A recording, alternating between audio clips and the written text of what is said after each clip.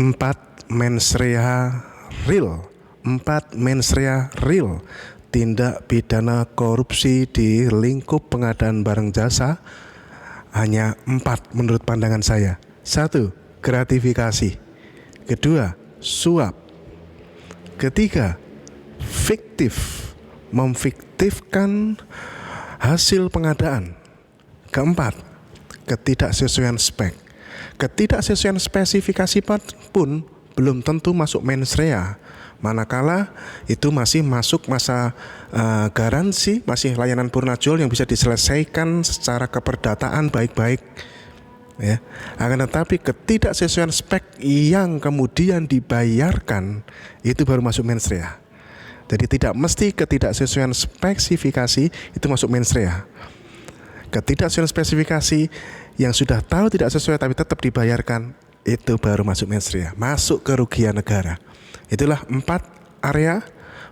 area mens rea yang bisa dijadikan dasar perhitungan kerugian negara, yang bisa dimasukkan sebagai tindak pidana korupsi nyata.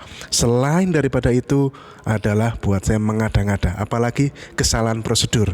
Tidak semua sanksi di dalam Republik Indonesia ini semuanya digeret ke unsur pidana. Ingat, unsur pidana itu adalah syarat utamanya adalah mens reanya, ya. Sanksi itu sangat banyak. Ada sanksi yang terkait dengan administratif kepemerintahan seperti kalau PNS, ya, menggunakan PP disiplin PNS, ya. Kemudian juga ada sanksi keperdataan, ya. Yang benar-benar asli mens rea hanya 4 mens rea yang bisa masuk ke kerugian negara dan bisa masuk ke tindak pidana korupsi. Gratifikasi, suap, fiktif, ketidaksesuaian spek.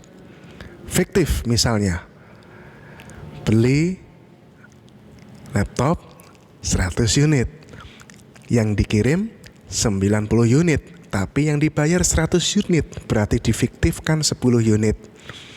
Beli kertas 100 rim, yang dikirim 90 rim, tapi dibayar 100 rim, mentang-mentang persediaan, nggak kelihatan kan, in out, itu tuh fiktif.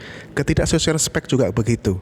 Beli 100 unit laptop, yang dikirim dengan spek Core i7, yang dikirim benar spek Core i7, hanya 70 unit saja, 30 unitnya Core i5, tidak terlalu terlihat kalau ngeceknya sampling, maka itu masuk ke bagian dari mens rea dan bisa masuk ke kerugian negara dan tindak pidana korupsi. Hanya 4 ini.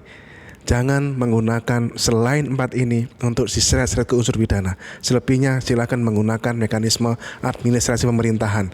Misalkan dengan penilaian kinerja pegawai. Bukankah kita memiliki SKP dan itu bisa digunakan sebagai parameter penilaian. Pada prinsipnya adalah pengadaan barang jasa itu tidak sendirian. Pengadaan barang jasa hanya satu dari bagian dari siklus manajemen aset, mulai dari merencanakan, kemudian masuk ke dalam pemilihan penyedia atau pelaksanaan swakelolanya, kemudian masuk dalam ranah kontrak, kemudian pembayaran, kemudian masuk ke dalam ranah pengelolaan aset, pemeliharaan, pemanfaatan, penggunaan, dan berbagai macam strategi dalam pengelolaan aset.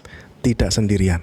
Mari kita tingkatkan ekosistem pengadaan kita menjadi jauh lebih adaptif dan lebih konstruktif dengan cara membuat pengadaan menjadi lebih transparan, terbuka, transparan. Caranya bagaimana? Mari kita support e-purchasing dengan langsung ke online shop. Murni. Sukses.